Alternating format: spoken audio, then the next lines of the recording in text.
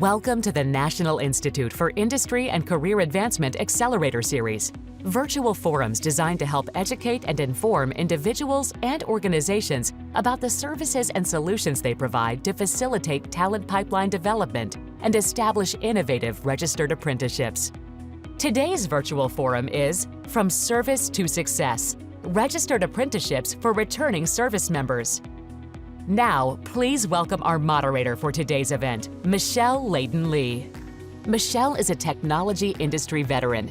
She is the founder and CEO of Layden-Lee Consulting, which provides executive communications, global marketing, and brand advisory services to the technology industry. Hello, everyone, and welcome to today's panel sponsored by the National Institute for Industry and Career Advancement. I'm Michelle Layden-Lee, and it's an honor to be here today hosting this panel. We have a really important topic to talk about, and that is how can we help our veterans and service members and military members who are transitioning into civilian life be able to leverage those wonderful skills that they've learned in the military into high-valued and high-paying careers in the semiconductor and advanced manufacturing industries. You know, the U.S. semiconductor industry is really critical in the support of the United States, staying a lead in innovation and technology, and it's also critical to our national security. So today we're talking about what can we do to help our veterans make that transition, and really it ends up being a win-win for our military personnel transitioning to civilian life, as well as our employers looking for those advanced skills to help us bridge the talent gap we currently have in the semiconductor and advanced manufacturing industries. So without further ado, I'd like to introduce you to today's panelist. We have a wonderful panel of experts to talk today about this topic. First, I'd like to welcome Clay Nagel.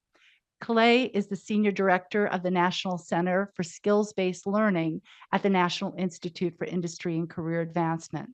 Prior to his role, Clay was the Deputy Director of Technical Training for GlobalFoundries, one of the nation's leading semiconductor pure-play foundries. And prior to that, he was the National Training Manager at HP. He has more than 25 years of technical training and training management experience in the technology industry. Clay, welcome today. Thank you. I'd also like to introduce you to Matthew Passmore. Matthew is the Regional Veteran Employee Coordinator at the U.S. Department of Labor. Matthew is a graduate of the United States Military Academy. He was commissioned as an officer in the Chemical Corps and completed the U.S. Army's Ranger School before serving in Operation Enduring Freedom. Prior to his role with the Department of Labor, he was the VA Benefits Site Lead in South Korea with the Department of Veterans Affairs and as the National Recruitment Program Manager for U.S. Customs and Border Protection, where he developed hiring initiatives promoting diversity, equity, inclusion, and accessibility. Matthew, thank you for your service, and thank you for joining us today. Jared Tatham also joins us. Jared is the Managing Director of the Semiconductor Practice at Insight Global. Jared brings 17 years of experience in staffing industry and is an expert in talent solutions, specializing in workforce development and reskilling. He and his team at Insight Global are committed to identifying, recruiting, and developing the workforce necessary to successfully expand manufacturing operations in the United States. Jared, thank you for being on the panel today. Thank you for having me, Michelle. And finally, certainly last but not least, Bobby Brennan. Bobby enlisted in the U.S. Navy Submarine Force as a nuclear electronics technician and served honorably for 7 years. He left the service as an E6 and with 2 U.S. Navy and Marine Corps Achievement Medals for his efforts and service. After serving, he completed his service as a quality assurance supervisor for the Naval Submarine Support Facility and General Dynamics Electric Boat, having worked across multiple ship classes and propulsion plants.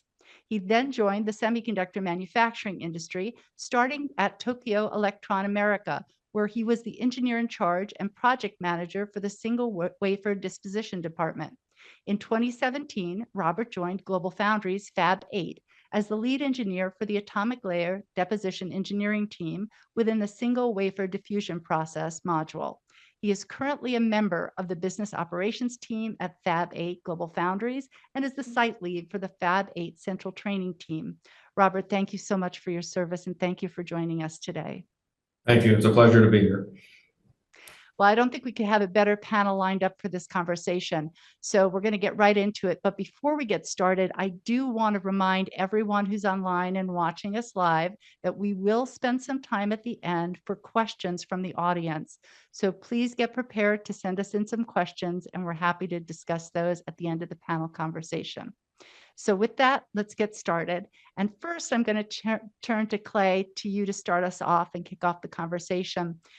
You know, NIICA is the U.S. Department's intermediary for building the nation's talent pipeline for semiconductor and advanced manufacturing industries.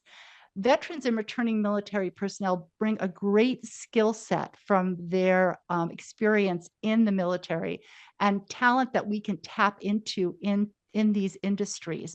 As Senior Director of the National Center for Skills-Based Learning at NIICA, what are your priorities related to ensuring that NIICA has the tools and the programs necessary and the relationships in place to support the skills-based learning and job placement needs of veterans and returning service members? Sure. So, first, as you stated, we are the U.S. Department of Labor's basically extension for building this national talent pipeline for semiconductor and advanced manufacturing, really the critical sectors that are important to national security and global competitiveness. So one of the real key things that we're working on and already have in place, but always developing it to make it better, is the National Talent Hub. So National Talent Hub is an online platform that uses advanced data analytics to connect job seekers and those looking to improve skills in technical and STEM-based areas, basically helping connect the employers and the people who are looking for work with the right type of competency. So it uses a dynamic database of required job competencies that's been informed by industry and is continuously informed by industry to make sure that those alignments are always up to date and accurate. So somebody who has a profile within a National Talent Hub can see, what jobs are they aligned to, what is their match from a skills perspective to those jobs, and they can also see educational providers that have programs that can help them improve their skills if that's something that's required. In association with that, the Vet Connect program that we have at the Institute leverages the Talent Hub to help returning service members, veterans, and their families leverage those valuable skills they learned in service to the country. So everything that they've done, they can see those skills that they learned when they were in the military, in service to our country, they get credit for in the Talent Hub, and they can see how that matches up with the skills that are required for these jobs in, again, these very important sectors that are super critical to our national security and global competitiveness. So the National Talent Hub is kind of the core of what we're at, and it helps the veterans align their skills and careers and identify any potential gaps and then help address those as well. Very good. And I think a lot of what NIICA is doing with the support of the Department of Labor is a great lead in to maybe bringing Matthew into this conversation. Matthew, we recently had Acting Secretary Julie Su at the NIICA event in Arizona, where we were focused on registered apprenticeship programs with respect to high school students and leveraging the K through 12 public schools in the U.S. to bring registered apprenticeships to 11th and 12th graders transitioning into these types of roles. And now we're talking about doing a similar thing, but for veterans and returning military personnel. Can you talk a little bit about the DOL's programs, how they're supporting and working with NIICA? And also from your point of view, what are your goals for these programs from a Department of Labor standpoint? Absolutely. And thank you for that question. I appreciate you all having me on. I think it's great that Acting Secretary Julie Su is doing amazing things to advance, profitable opportunities that exist out there in the labor force. I can say over here at the Department of Labor, We recognize those unique and valuable skill sets that veterans, service members, and military spouses bring to the civilian employment. So we tailor our programs to ensure the military experience translates into high demand careers, such as in the semiconductor and advanced manufacturing industries, which I believe you mentioned this earlier. It's absolutely crucial to staying on top of being a technological leader. And then also it has that strong national security component attached to it as well. So our vision, it's to enable all veterans and service members, military spouses to reach their full potential in the workplace. And to achieve this, I mean, we really need to leverage strong partnerships, public and private partnerships with organizations like yours, NIICA, Insight Global. Just the collaborations helped us create comprehensive training, job placement programs, providing veterans with that cutting edge skills and support they need to smoothly transition into civilian careers. I think, a lot of these initiatives like the National Talent Hub, they offer that targeted training and personalized career planning. It helps that bridge the gap, so to speak, between military service and civilian employment. So I think by focusing on getting that military to civilian transition right, leveraging partnerships to maximize employment outcomes and promoting equity and inclusion, we can ensure that veterans receive the recognition and opportunities they deserve, thus contributing to the growth and innovation of critical industries. Yeah, and I think you brought up a point that I didn't make, but I'm glad you did, which is it's the veteran themselves, military personnel, but their spouses, and making sure that it is a family. If they have a family, it is a family thing. So being able to bring those types of opportunities to both the spouse and the returning veteran. So maybe Clay, I can bring you back into this, talking a little bit about Vet Connect and the specifics behind Vet Connect for this constituency. What is NIICA doing to really reach out to the veteran community and make sure that they understand that there are these opportunities for them?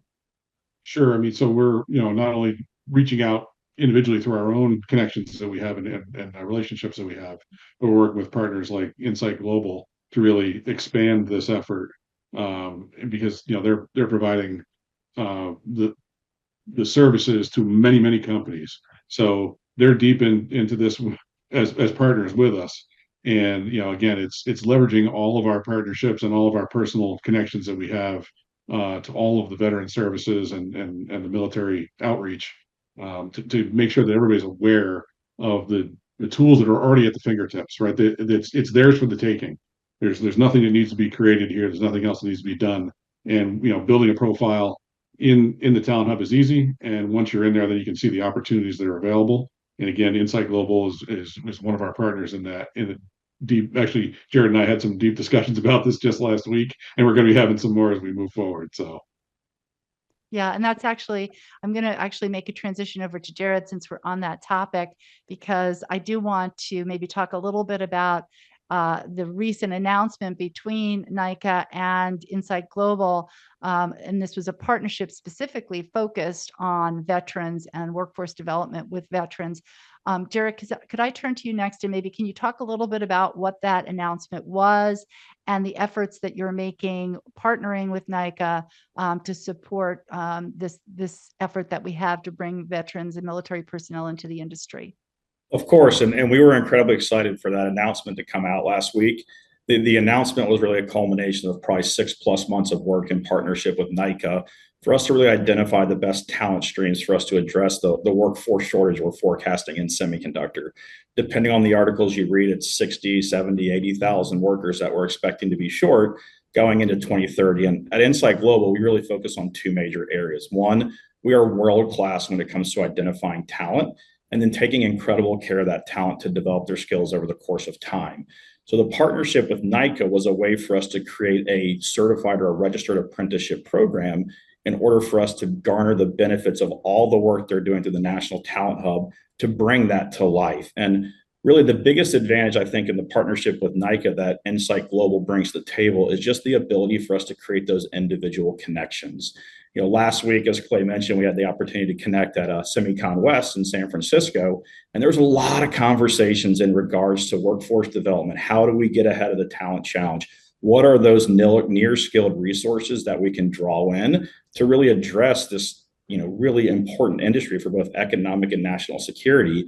And our veteran population is one of the most apt and most qualified groups to come across to really address these gaps. And it's just amazing the partnership we formed, because like I mentioned, we have the ability at Insight Global to have those individual conversations in what might be a somewhat challenging industry to realize the transferable skills and how you can actually be so successful in this industry. So that individual dialogue helps to create the pathway to then drive the opportunity for resources to go to the National Talent Hub, to get connected to Vet Connect. And then Insight Global, as a partner with NIICA, we can bring registered apprenticeships to any company in the semiconductor industry within any state with our now national standards we have in place to very quickly create the scale for you to reach your goals within your individual company.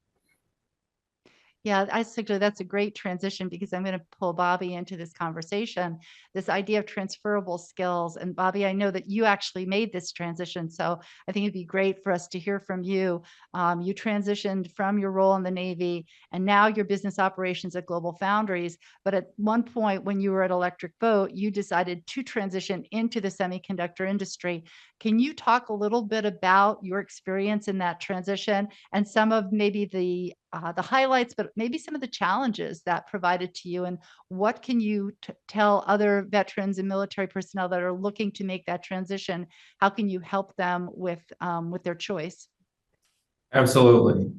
This is a sensitive topic, because as service members transition out of the military, they're often met with a bit of a culture shock, because they go from, a level of discipline and adherence to certain principles to a different set of code that they may have to comply with in terms of business standards.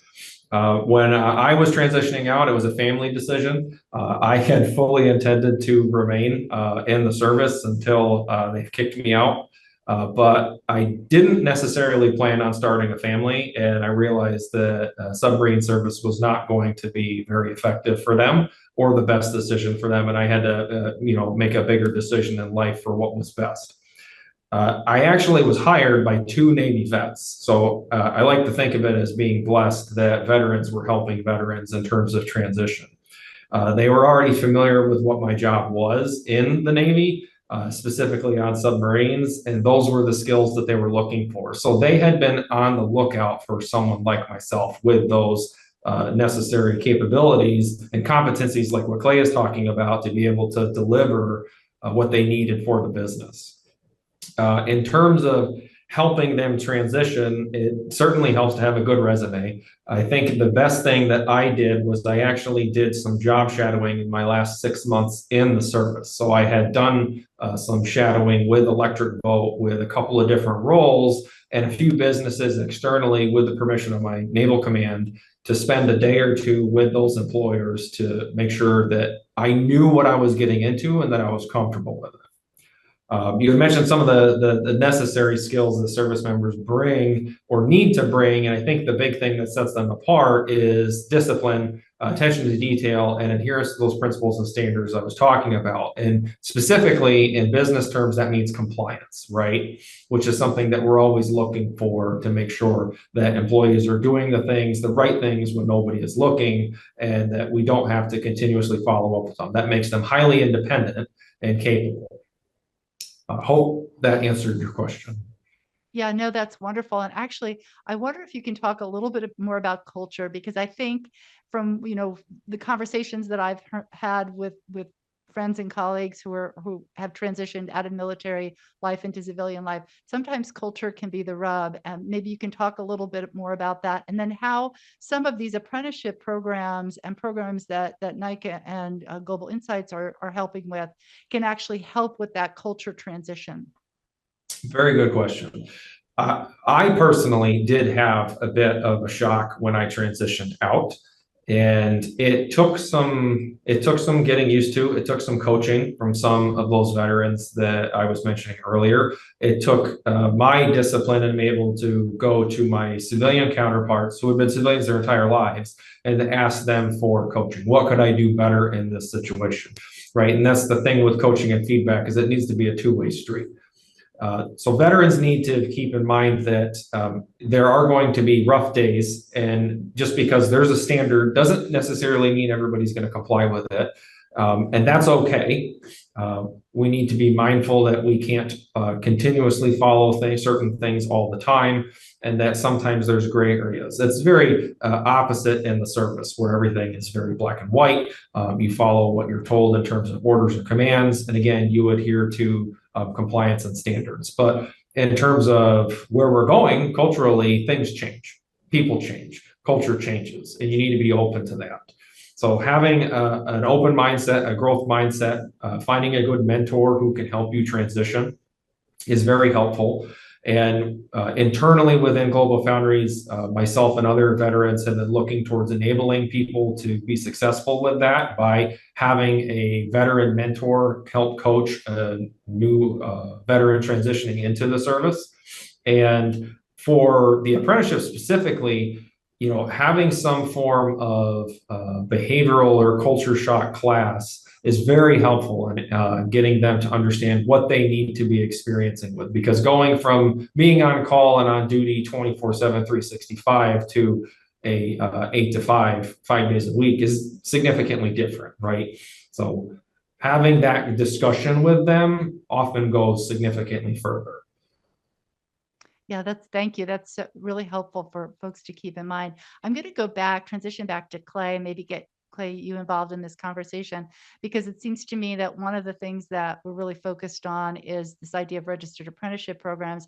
And, as a registered apprentice, you are earning and learning. So you're kind of honing your skills-based knowledge, but you're also getting in there and being part of an organization. So you're learning the culture, you're learning the norms of the organization. Can you talk maybe about some of that as it relates to maybe the National Talent Hub and how we are tracking some of the skills-based learning for the registered apprentices? And are we looking at things like culture?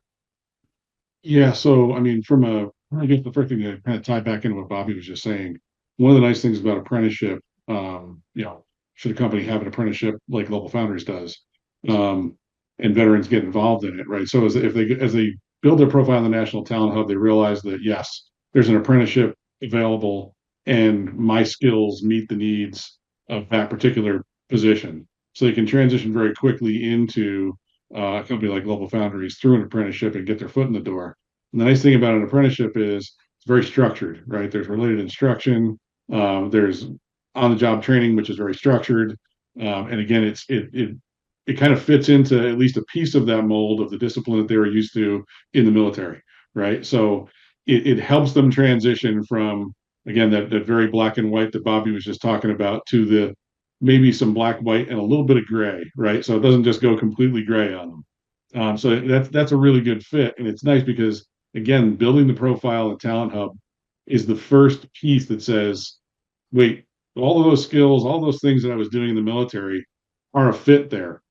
Maybe if I get into one of these apprenticeships, I'll see that I'm a fit there, and when they get there, they see that the culture, yes, while different, that's an easier way to transition into it, right? You're going to make a little softer move rather than just a cutoff from military to I'm in the 8 to 5, Monday through Friday job that I'm not used to, and it's just not really what I see as a success story with my previous experience.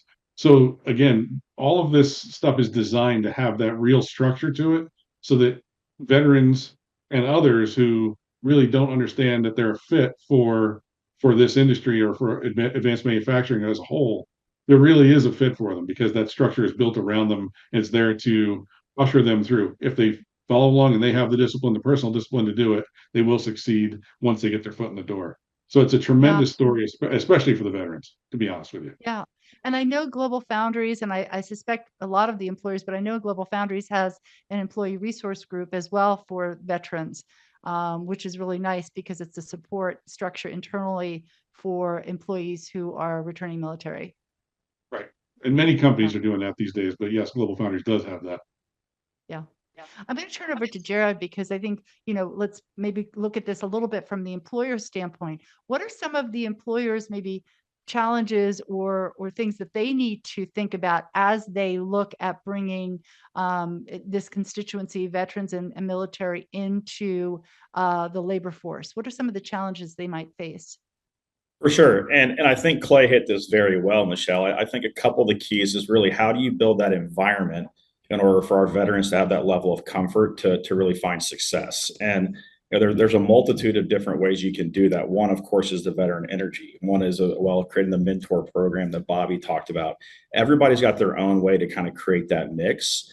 But the real key is how do you make belonging cues for the individuals when they start to realize the long-term career of advancement with what you're trying to achieve.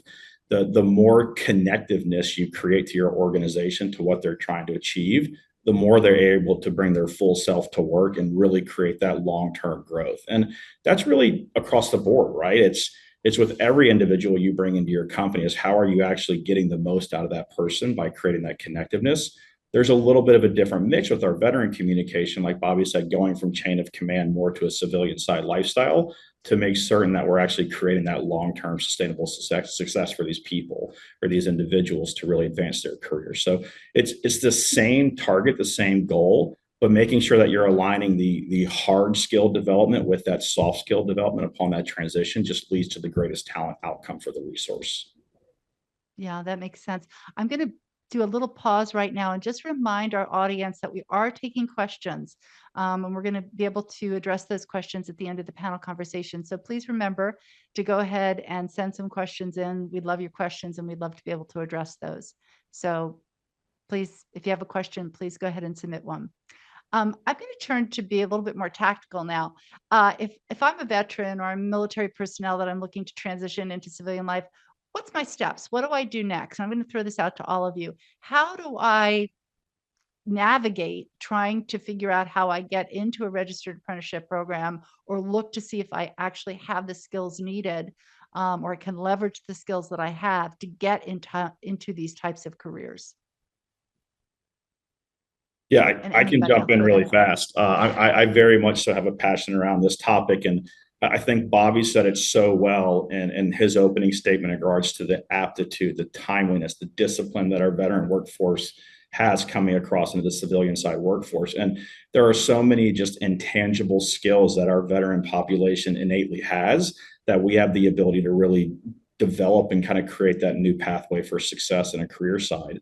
What I would say, one, reach out to Insight Global. We would love to help you on this journey from resume creation to identifying the resource opportunities in general and partnering with the National Talent Hub and other locations with NIICA to make sure that we're putting you in that position.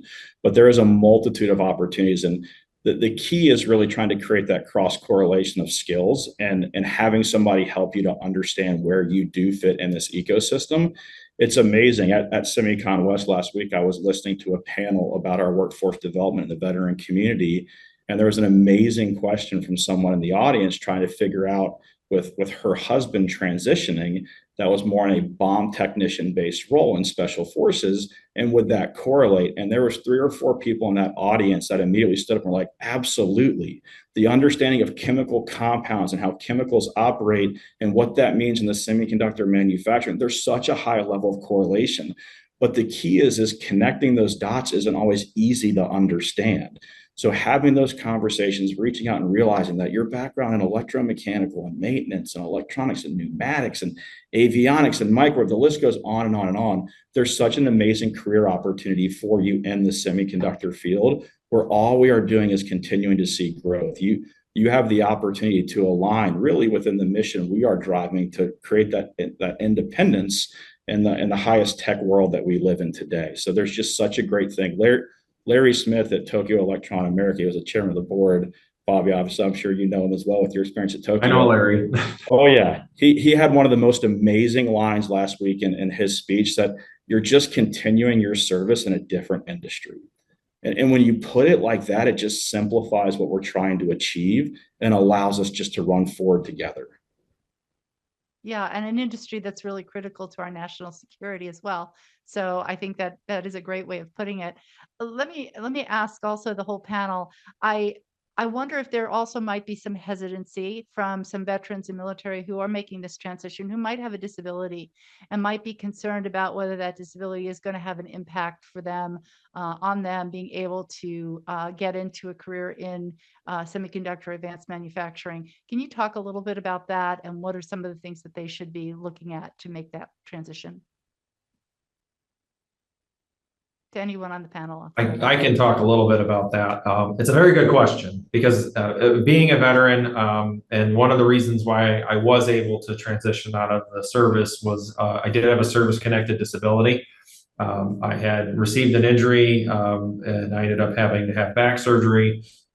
And while everything was just okay and good, it did leave a bit of a mark on my military career in terms of what jobs I could then do, because now I can't necessarily lift anything, significantly heavy. And when transitioning out of the service, there's always that thought in the back of your mind of how is this going to impact my ability to get a civilian job? And ultimately, at the end of the day, right, it's about providing for your family and giving them the life that you want them to have.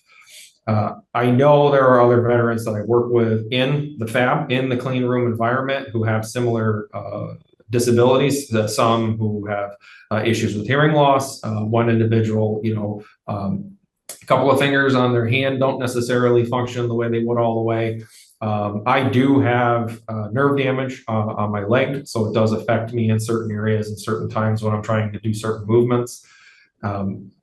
I do think that is a frightening thing for them to put on their resume or to fill out on the form, right? When you're going through job application, I ask you, are you disabled? Are you a protected veteran? Do you fall under one of those categories? And I wonder if veterans are hesitant to fill that out, thinking that that resume might get passed along by the hiring team as they're looking at it. And I honestly can't really answer that question significantly, other than I know that the veterans that I work with and come across, I'll try and always make sure we give them the best opportunity possible. But I'm interested in the rest of the panel's concerns and insight into this, because I know from my own experience that I'm a little hesitant to check that box if I was looking for a job or filling out an application. So I'm sure other veterans have as well. Jared, have you run across that at all from an Insight Global standpoint, or is that any concern to some of the employers that you talk to? I don't think it's a concern at all. I think it's really seeking to understand the individual and how you can put them in the role where they can have the greatest success. Bobby mentioned with his disability and coming out that, he had a back surgery and that lifting, you're not going to put him in a role that's going to require that. But when you look at the ecosystem of semiconductor, there are so many different companies and so many different landscapes, from design to more computer facing to and the clean room equipment. There's just a multitude of different career opportunities. So again, seeking to understand the individual and where they can find the greatest success is where we should all be living. In every conversation, how we're supporting the workforce in general. So I don't believe it is remotely a limitation, but seeking to understand where you can put them in a place where they have the ability to get the greatest success is where we should be driving that conversation. Yeah, I agree. And actually, having been in the industry this long, I can tell you that most of the companies have really strong diversity, equity, inclusion programs. And I think, given the kind of talent that we need to have in this industry, I would suspect most of the employers are very open to looking at the skills and trying to figure out what the best place is for people within the industry. Sorry. I was going to say, I'll just kind of buckle onto that, through reasonable accommodation, number one, and number two, the wide variety of jobs and skills that are needed, there's a place, right? And as you said, Jared, it's just working with the individual to understand where they're at, working with the employers and having them understand where that person's at and what the needs are. It's just, there's such a wide need. I just don't think it's a high concern. Yeah.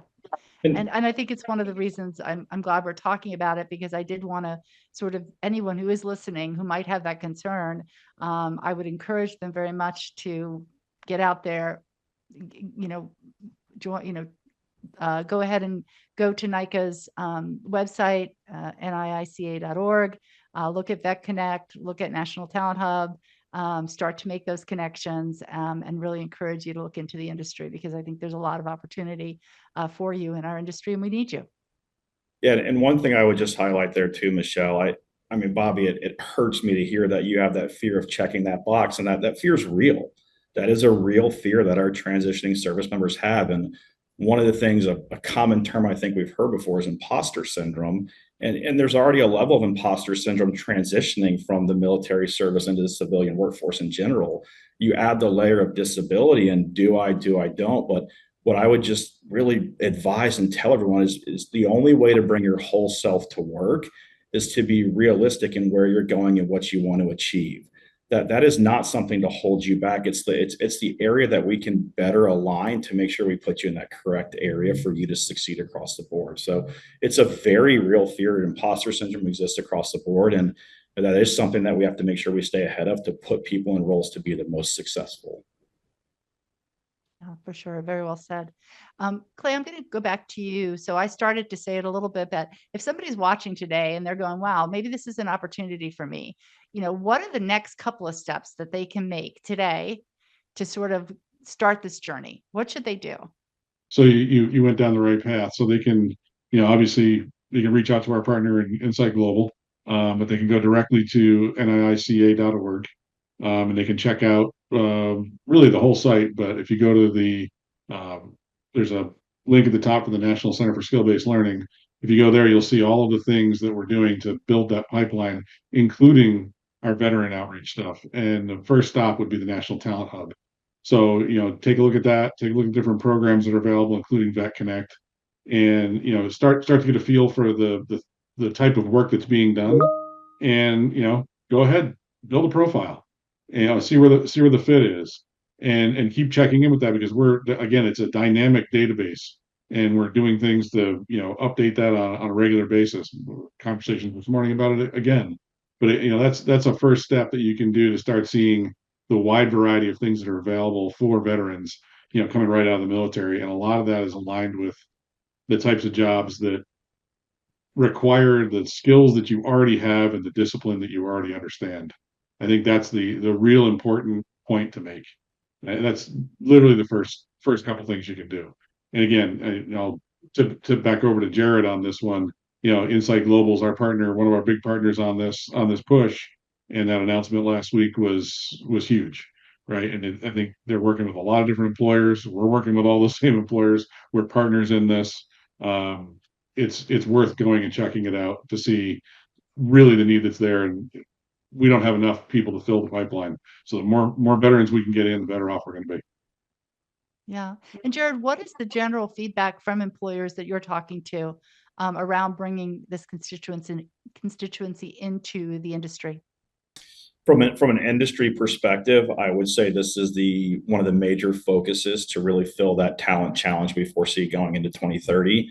At Semicon West last week in San Francisco, there was at least 6, if not 7, independent speeches that talked about how to align with our veteran workforce to make sure we're addressing the talent challenge we know is coming. And for a couple of reasons. Again, you think about near skilled resources, and I love the work we're doing in K through 12 and how we're developing the long-term STEM pipeline. But we also have a challenge on our doorstep today that we have to make sure we're addressing today. And an analogy I love to use is, if you're a football coach and your kicker goes down, are you going to go to the business school to identify somebody to take your kicker's place? Or are you going to go to the soccer team?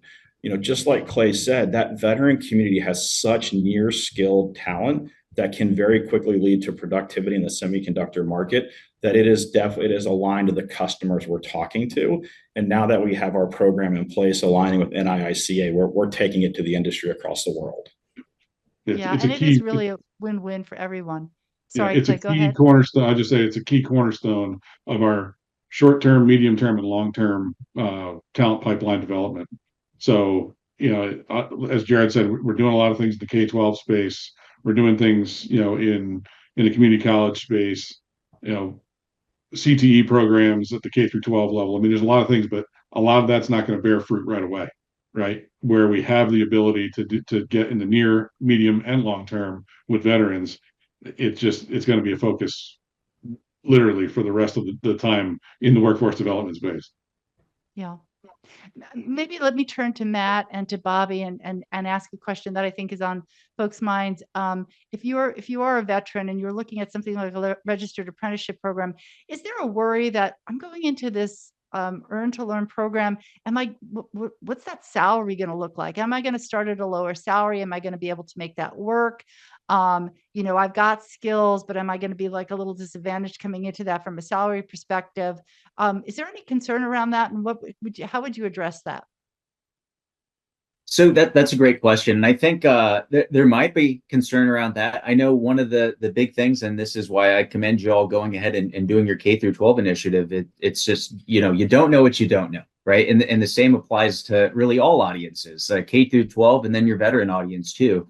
I mean, how many veterans know about all the different opportunities within these particular industries, and that like a lot of these opportunities are actually very lucrative too, that they can go ahead and be pursuing, and they could do so while earning and learning.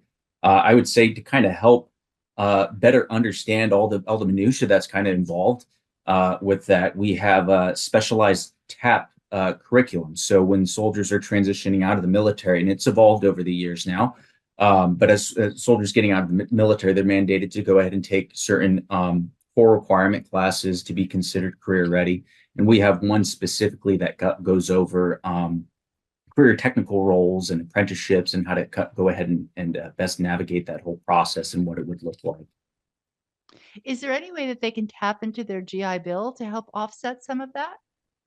Oh yes, they absolutely can, and that's a huge perk, I would say, about advocating creating a registered apprenticeship as a new employer recruitment arm for you as well. But for where veterans come into play in the military community, is that they can go ahead and leverage those post 9/11 GI Bill benefits to kind of help offset some of those associated costs.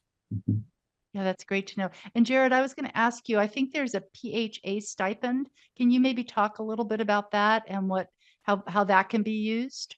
Yeah, such an amazing question. And Matt, you hit the nail on the head there. That's the key, right? For our transitioning service members who are taking a different learning journey, instead of going to your standard 4-year degree college or your community college to gain a degree and leverage your GI Bill benefits, based upon the fact that we've created this registered apprenticeship with NIICA, the post 9/11 GI Bill, the resources that have access can now get the benefits they've worked so hard and diligently in the military to earn. So these programs allow the individuals to gain access, one of which specifically is the BAH, or the Basic Allowance of Housing. And for our veterans, when they engage in a registered apprenticeship with what we've created with NIICA, if they have access to the post 9/11 GI Bill, they can get a basic allowance for housing at an E5 with dependence level, which also creates that bridge while they're learning skills in semiconductor to also have that augmented income through the GI Bill as they're growing across the board. It is an amazing way for us to, one, take care of our transitioning service members, but two, attract high quality, incredible talent towards the industry. From an employer perspective, this gives you access to a lot of the resources that might have been out of reach, because they're learning while earning and also having that augmented income from the VA. And then for our individuals transitioning, this creates a greater pathway for economic stability for you and your own household when you're looking to create your long-term career path. Yeah, and I want to talk a little bit about that long-term career path, because we haven't touched on that. And I think that's a really interesting point, which is you're finished with the registered apprenticeship, you come into industry in a particular role.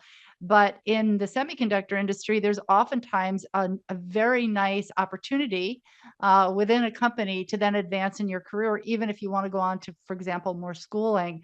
I don't know, Bobby, if you want to talk about that, or anyone else on the panel, about what the opportunities are once you get into the semiconductor industry in terms of career growth. Oh, that's a great question. With semi-based learning, engineering, semiconductor manufacturing, it doesn't end, right?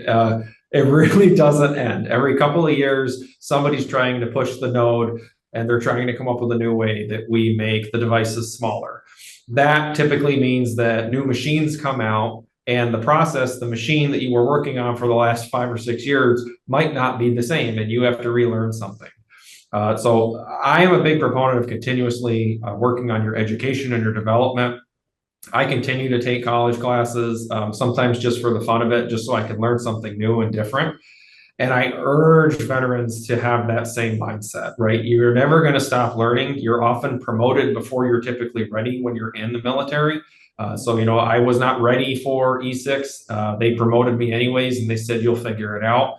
And I think the Navy particularly is very good at identifying those candidates and making sure that they set them up for success. I can't necessarily speak for the other branches, but I've seen some fantastic members of the Marines and Armies that I've worked with over the years.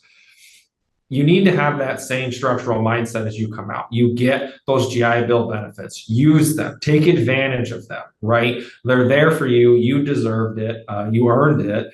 And you should be leveraging that to continue working for your MBA if you want to go down the route for business or business operations. If you really like working in the device field, you can work towards your PhD and you can get your degree in nanoscale engineering and work towards that next node in a few years when we start trying to develop it. Or if you just like fixing things and solving problems, that's still perfectly acceptable. We need thousands of technicians across the entire industry. Get your mechatronics degree, right? Earn that and leverage that in the field because you deserve it. And in another 10 years, the way we do business now in the fab is going to be different. We're going to have newer machines, different devices, different technologies. And we need to be mindful of that. That's why I really do love this industry because it's going to continuously change. It's not going to stay the same. And I know that I get an opportunity to grow and develop with it. And I know that might sound a bit like a cat poster, but it's really phenomenal to be experiencing that all the time. Yeah, no, it's true. I spent my career in the industry as well. And the other thing that I would just mention is in addition to all the great benefits that you have as a military member or as former military member, a lot of times the employers have wonderful opportunities to learn and to get paid for learning or to get reimbursed for continued learning, which is wonderful. And also just generally great benefits in the industry for employees. And I don't know, maybe Clay, you want to talk about that a little bit too. I think sometimes veterans don't understand sort of total compensation in our industry. Right. So in my long and storied career in high tech and in semiconductor, typically those types of companies provide benefits, beyond your veterans benefits. So if you start looking at things like tuition reimbursement, which a lot of companies will do up to or even greater than what the federal government will allow as a non-taxable benefit. A lot of companies are getting into not only just the tuition reimbursement, but also student loan repayment, right up to a certain amount.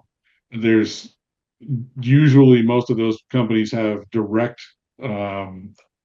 partnerships and they're quite friendly with a lot of the institutions, a lot of the education institutions that are around them and that they work with on a regular basis for whether it's classes offered on the right schedules or generous discounts for enrollment or waiving of fees and things like that. So there's a ton of different things that are available above and beyond the veterans benefits when you start working for a company in high tech, advanced manufacturing, semiconductor. Yeah, thank you for articulating that because I think that's really important for people to know.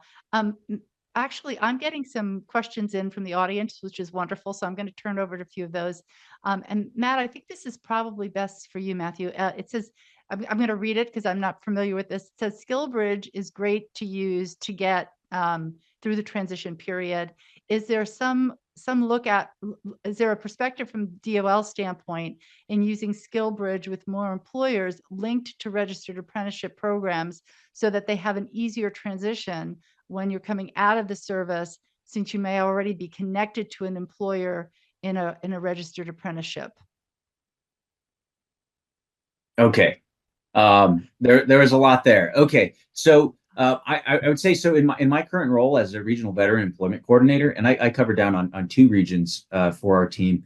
I predominantly meet and do a lot of one-on-one engagement with employers to kind of help them establish their veteran hiring recruitment apparatus or help them with a particular veteran initiative that they may have going on.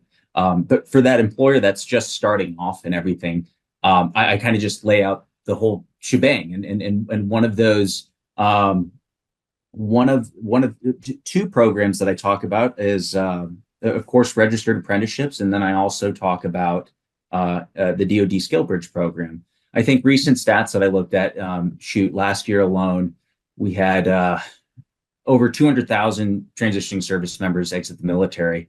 And I think the numbers showed like 20+% of those that separated, of that 200,000 plus, they participated in some shape or form skill bridge program. And to have a skill bridge program, it's essentially one of 4 different types of programs you could have. One of those is an apprenticeship. So if you have an apprenticeship already, it's just too easy to go ahead and maybe a little bit more streamlined, get vetted and approved as a skill bridge provider as well. So then you're kind of leveraging 2 great new recruitment tools, one with skill bridge and one with apprenticeships as well. I hope that kind of answers your questions, or maybe rehearing the question. I felt like there might have been 2 questions in one there. It sounded like, for me, I'm going to reread it, but it sounds like, is there some way to use skill bridge with more employers and link that to the registered apprenticeship programs we're talking about, so the 2 can be linked to help the transition? Okay. I think I understand the question correctly. I think maybe it's asking, are registered apprenticeship programs skill bridge programs? And if that's the question, the answer is yes. Having a registered apprenticeship is one of 4 the different types of skill bridge programs an employer can have. So if the question is, do they exist out there? The answer is yes, they do. Okay, wonderful. And I'm just going to, again, remind the audience, I'd love any more questions that you have. And I'm going to throw out to the panel, is there any topic or area in this area that we haven't talked about that you want to make sure that you address for anyone who may be on the line, whether there's someone from an employer who's looking to tap into the veteran community for their workforce development efforts, or as I said, if there's someone who is in the military who's thinking about transitioning to civilian life, what, an area that might be interesting to them or something that they haven't thought about.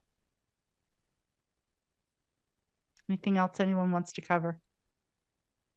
Two things I want to touch on quickly, and I was going to respond to this earlier, but with NIICA and that pipeline that Clay has been talking about, I've seen a pilot of that from years ago when that was first kind of an idea and being vetted out.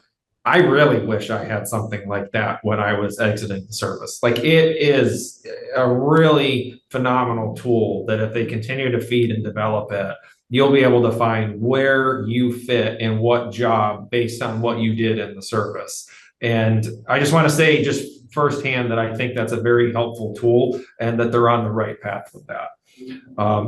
Second thing, in terms of diversity, inclusion, mindset, correlation of the military's competencies, the discipline and skill, the military typically is the first one to do all of the inclusivity, right? They're the ones that typically have to diversify out of necessity, out of need, but veterans often already have that established, that they're going to work with all kinds of different people in varying roles, and they're going to be used to it. So for employers, make sure you leverage that when you're looking for veterans and you're looking to hire them. They're often going to already have those skills prepared and in their back pocket, on top of that discipline, attention to detail, and that compliance, right? The adherence to principles and standards. Wonderful, thank you. I'm going to make a quick plug to anyone who's listening. We are going to do a poll at the end of this conversation. I would ask you, please stay on. It's only going to take you about a minute to do. And we really like your feedback on today's conversation, as well as, how can we make these better moving forward? We do these virtual panels quite a lot, and we really want to make them as helpful to our audience as possible. So please take the time, stay a little bit extra, and take the poll for us. It would really help us in bringing more of these types of topics to you. So I would appreciate that very much. We don't have any other questions coming in from the audience, so I think I'm going to wrap us up. First, I want to say thank you so much to our panelists. Clay and Jared, thank you so much for being here. Matthew and Bobby, thank you again so much for your service, and thank you for being here and talking to us today. A lot of good information. To our audience, thank you for tuning in. I hope you found this helpful and informative. Thank you for taking the time with us, and please join us for our next panel. Have a great day. Thank you for joining us today. Please be sure to complete the poll questions before leaving the virtual forum. A recording of this event, as well as information on upcoming webinars, will be available on NIICA's website. For more information about the National Institute for Industry and Career Advancement and its programs, visit niica.org.